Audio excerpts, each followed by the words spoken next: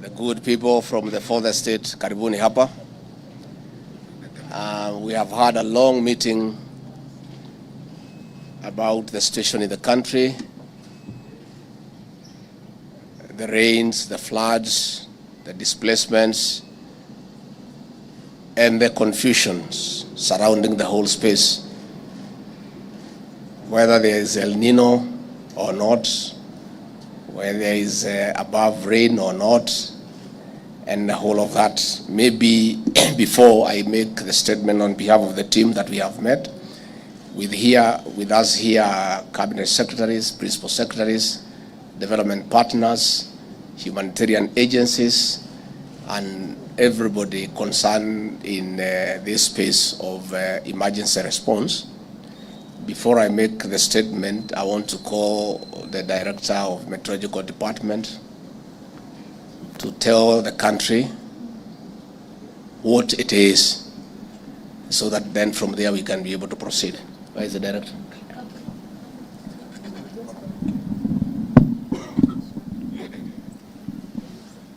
Thank you, Your Excellency. Na hamjambo wananchi.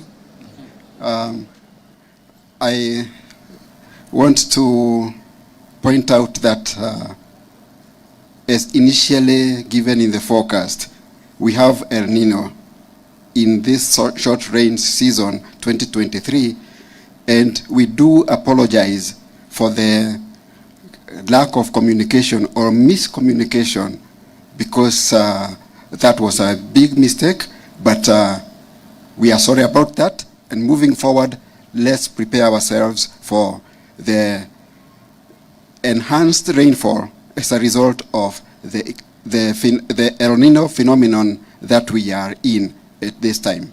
Asanteni. Thank you. I think the matter is settled. El Nino it is. Welcome to this briefing. Over the last few weeks, many parts of the country have been receiving more than normal rains. This has threatened lives and livelihoods, especially downstream. I thank you, the media, for your work in raising awareness on the floods and the humanitarian situation across the nation. I would like to confirm that the government, working with partners, is on top of it. More than 19 counties in ASAL and non-ASAL areas have been adversely affected by the continuing heavy rains. 2 sections of roads have been cut off in counties such as Wajir, Isiolo, Mandera, Marsabit, Tana River, Garissa, among others. This has reduced access via land. 3 families have been displaced, especially in northern Kenya and downstream in areas like the county of Tana River. 4 efforts are ongoing on documentation of missing persons, livestock lost, and the crops destroyed to the enhanced rains. We'll be making this data public once confirmed. 5, we face the risk of rivers breaking their banks, and in this regard, we ask our people to be on the lookout. Through the National Emergency Response Committee that I chair, the government and other partners have taken a raft of measures to reduce the negative impact of the rains, including 1, deployment of aircrafts by the Kenya Defence Forces for evacuation of marooned families to safe grounds. As we speak, we are delivering KCSC examinations to areas disconnected due to damaged roads. In working with our development partners, counties, and other key agencies, we are distributing food, maize, rice, beans, and cooking oil, and non-food items to tens of families affected to reduce their suffering. We have activated multi-agency teams and mobilized technical and financial resources for easier response. The Emergency Response Committee is coordinating a consolidated approach for efficiency and effective action. This is preventing duplication of the response as well as ensuring no place or person is left behind. We are also supplying safe and clean water and addressing other sanitation concerns in the various rescue centers. We are also monitoring the progress of the rain patterns for measures of averting catastrophic outcomes.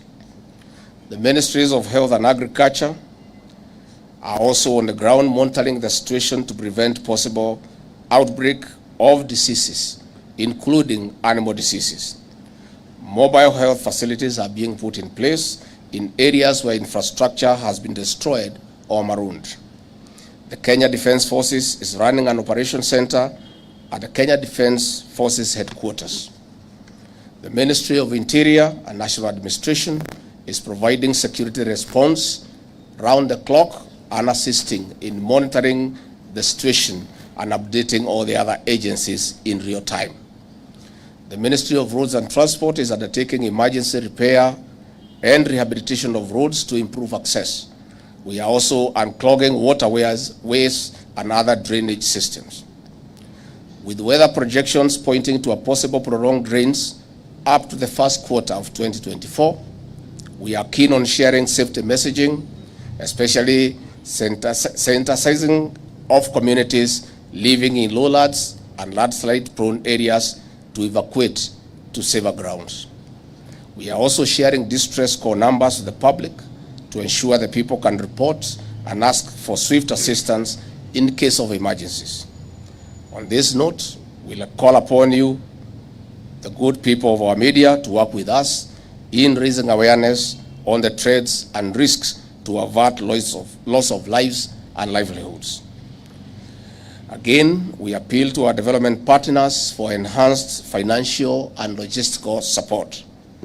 2, we also appeal to the private sector to complement the government's interventions by setting aside and dedicating more resources. On the other hand, we take this opportunity to request the county governments to reallocate resources to mitigate this emergency. I would like to call upon humanitarian organizations, counties and our development partners, and other stakeholders and communities to continue working as a team to prevent escalation of the humanitarian situation.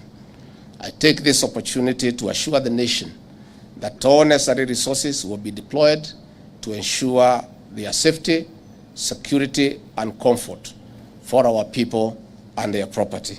I thank you. Iko swali?